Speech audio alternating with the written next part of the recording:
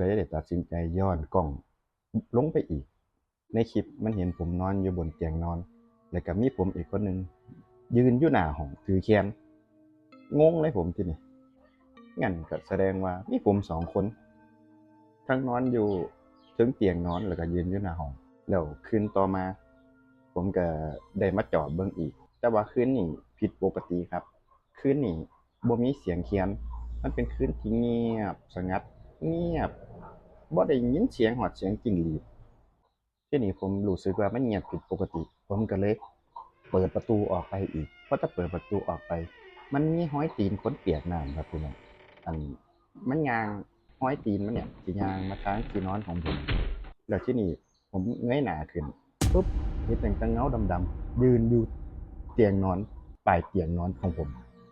พอจะเห็นส่ำนั้นแล้วภาพตัดเลยครับแล้วผมก็น็อก